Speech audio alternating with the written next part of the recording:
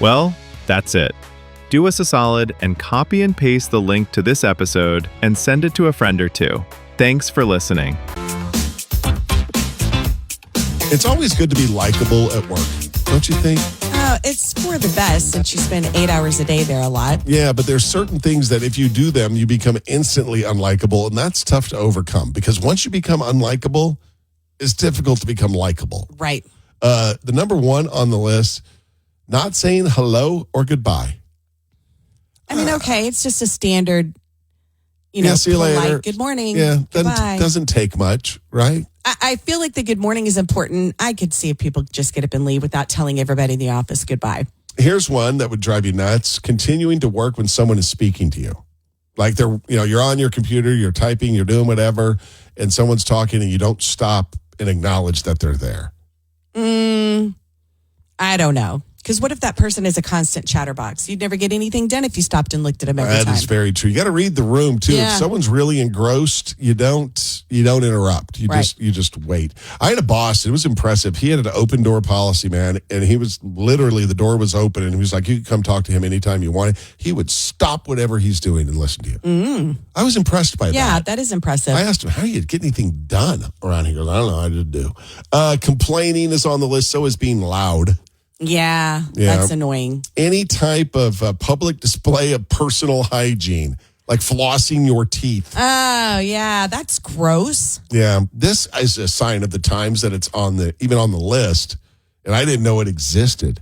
Vape breath. Oh, vape breath. Is that a thing? Apparently I guess it is. so. Yeah. If you don't smile or even acknowledge others at work, you become instantly unlikable. Yep. Responding with immediate skepticism or critique to everything. That's annoying. You know what I mean? Someone that's always just sees the problems and not the, you know what I'm saying? Yeah, or just bashes it but doesn't offer solutions. Yes. Another thing that makes you instantly unlikable is making meetings all about you and your projects. Oh my gosh. Or asking a question that pertains only to you and has nothing to do with all of the other people who are just dying to get out of the meeting. Yeah, and this starts at a young age. The same person that in junior high school or high school asked the instructor, "Is that going to be on the test?" is the same person that pipes up when the person conducting the meeting says, "Does anyone have any questions?" Oh, I'm going to tell you this. I appreciate the person who would ask the teacher, "Is this going to be on the test?" Hell yeah. So you know what to study. You're like, well, at least I know I'm going to be asked that question. Why would a teacher, all of this could be on the test would be the answer. Your job is to know the material. I'm not going to tell you what's on the test. But if you get a specific, this will be on the test. Thank you. Yeah. But I'm all in. But not, I can't expect the teacher to say, yes, this is going to be on the test all the time. I expect that. No. Anyway, just try to be likable at work. It's really not that hard. I mean, I try, Sandy. It's just you. I know. And I need you to talk loudly. You need me to talk loudly. That's on the list of being unlikable. I don't need you to speak softly in your job. Wow. I feel like if anything, you shush me a little bit. Sometimes you need to be shushed. Otherwise, you'd go on and on and on. I have a lot to say. I have a lot of words. Stick around. We got more coming up. 1031austin.com. Hey, everybody. It's Sandy. I got a question for you. How's your workout routine? Did you say you were going to work out in the new year? You got started, then you fell off because your workout was boring? Well, I want to recommend Pure Yoga Austin to you. I've been going there for months. They do a whole lot more than yoga. You can get a high-intensity training workout. You can do Pilates. You can do regular yoga, too. It's hot yoga, and it's really, really good for you. They've got 2 locations just south of 183 on Burnett Road and also one on Oakland between 4th and 5th. Mix up your routine a little bit. If you've never done anything like this, do not be intimidated. You can get more information at pureyogatexas.com. Maybe you've done yoga in the past. You want to get back to it. I'm telling you, check out pureyogatexas.com. I will see you there. All right, let's go sweat together and get a great workout in at Pure Yoga Austin. Go to pureyogatexas.com. It's the Sandy Show on Austin's 80s station, 103.1, and streaming on the iHeartRadio app. An update on the Nancy Guthrie case in just a moment. Trisha's got it for you. She says it's not a good sign. But thanks for being with us. If you're just joining us, you can stay caught up with the show by streaming the podcast version. Search The Sandy Show where you get your podcast. Also follow us on Instagram at The Sandy Show Official. There is not much of a bright light of hope shining on the case of Nancy Guthrie. No, not right now. The 84-year-old woman was abducted on February 1st. She has been missing. And news is saying that the authorities are set to turn her house back over to the family, that law enforcement no longer sees the need to seal the premises as a crime scene or restrict the family from being able to go into her Tucson home. So I feel like that means they've gotten all of the evidence that they can out of that house. They're unsealing it as a crime scene. Anybody can go back in. And that, coupled with the fact that there are no new leads, at least that they are revealing to us. In fact, they're saying that there's no new leads right now. And I also read another story that Savannah Guthrie is considering going back to New York. She's been in Arizona for a month. Yeah, I get it. I get that. I mean, that's where her life is in New York. So, but can you imagine the idea of leaving and then going back to life and trying to live a normal life with this giant question mark, this tragedy hanging over your heads? And I know, unfortunately, a lot of people have to do that. Yeah, and who have been in these situations. But geez, you know what I keep thinking about when this story was kind of early, maybe a week or so old, less than a week. There were so many experts on TV that were saying, oh, yeah, there's an arrest imminent. Yeah. There's an arrest imminent. You don't know anything. Yeah, and they kept saying that, oh, yeah, this video, oh, yeah, we'll have an arrest within 24 hours. You don't know anything. I think that's, again, this 24-hour news cycle, it was a constant story, constantly on, and people are having to think of things to say. Well, that's just... And interpreting... They're guessing, though. Right, interpreting very little information that's being released to them, trying to say something different on this station than they're saying on another station. This Nancy Grace drives me nuts. Why? She just drives me crazy. She is a drama queen. She draws you in. She engages you, but also she's incredibly smart. She ain't got nothing right in this deal yet. No, nobody. Nobody has anything apparently for this, but awful. I feel like if I were the family and the law enforcement agency is like, and okay, we're letting you go back in. I feel like that's a closed door. Yeah. Is Savannah going back to work? But what I read was that she is going to go back to New York and go back to work. Wow. I don't know. I don't know if that's true or not, but yeah, this whole story is terrible. Awful.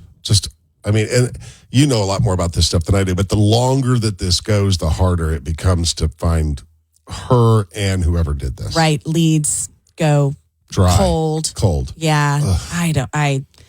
I just can't believe that with all of the resources that they have and the spotlight that's been on this, that not a single person or suspect has been identified. Yeah. I do not worry about you being abducted. Why do you say that, Shady? They'd send you back in about an hour and a half. You keep her. Be like, friend, I need you to think long and hard before you take me. When my husband proposed to me, I asked him, are you sure? Because I'm a lot. Yep, she did. Stick around. We've got more coming up. 103.1 Austin. Hey, everybody, it's Sandy. I got a question for you. How's your workout routine? Did you say you were going to work out in the new year? You got started, then you fell off because your workout was boring? Well, I want to recommend Pure Yoga Austin to you. I've been going there for months. They do a whole lot more than yoga. You can get a high-intensity training workout. You can do Pilates. You can do regular yoga, too. It's hot yoga, and it's really, really good for you. They've got 2 locations just south of 183 on Burnett Road and also one on Oakland between 4th and 5th. Mix up your routine a little bit. If you've never done anything like this, do not be intimidated. You can get more information at pureyogatexas.com. Maybe you've done yoga in the past. You want to get back to it. I'm telling you, check out pureyogatexas.com. I will see you there. All right, let's go sweat together and get a great workout in at Pure Yoga Austin. Go to pureyogatexas.com. There's someone out there going, it really does mess me up, daylight savings time. That hour just messes me up. It just, I can't, it's terrible. There's more heart attacks on that, blah, blah, blah, blah, blah, blah. I know. I've heard all that stuff, and I find that incredible because I can't even imagine the number of nights that I stayed up all night long going out with friends or something like that. And after a night or two of sleeping, I was absolutely fine. I don't understand how this is so much more destructive. Well, like I said, for all of our fragile flower listeners, our snowflakes that need a little bit of time to prepare so you don't just collapse next weekend, Saturday into Sunday. 1 hour. Right. Here's some stuff you can do. Alter your bedtime about 3 days before the time change. Wake up 10 to 15 minutes earlier than usual the first night, 20 to 30 minutes before the next night, and 30 to 45 minutes on the third night. These are grown people. Grown adults. Yes. Now, I can kind of get down with this one. Take afternoon naps for 20 to 30 minutes. You do that. Yeah. I am the king of the 20-minute nap. I've nailed it. That's true. Trisha, you could do this anyway. Get more sunlight. Yeah. I haven't been outside very much lately. I need to fix that. I can feel it. Yeah. Also, delay your day for a few days after the time change to give your internal clock a chance to adjust. It's 1 hour. What if one night you stay up late watching a movie? Yeah. Do you have to do all of this in preparation for staying up late? Or I do not understand. Yeah, I don't either. And finally, cut back on alcohol and caffeine days before and after the time change. It's next weekend, by the way. Next Saturday into Sunday is when we spring forward, we fall back. So we're setting the clocks ahead. So when you wake up at 8 o'clock on Sunday morning, it's really it's 9 o'clock. So, right? Is that right? Spring forward. Yes. You lose an hour. Yeah. It'll be an hour later than you think. I find all of this incredible. Every time we talk about it and stuff like this, how to prepare, it makes it sound like nobody's ever gone through it before. We do this twice a year, people. Yeah. Now, but do you recall this 20 years ago? Everyone complaining about the hour and how to prepare and all that. It's like a new thing. Yeah, no, I don't recall that at all. I don't either. Because I don't think it was a thing. I think that this day and age, everybody loves to, first of all, gripe about something and blame something, how they're feeling on something. And also, people for years that have been talking about getting rid of it, either do it or don't do it.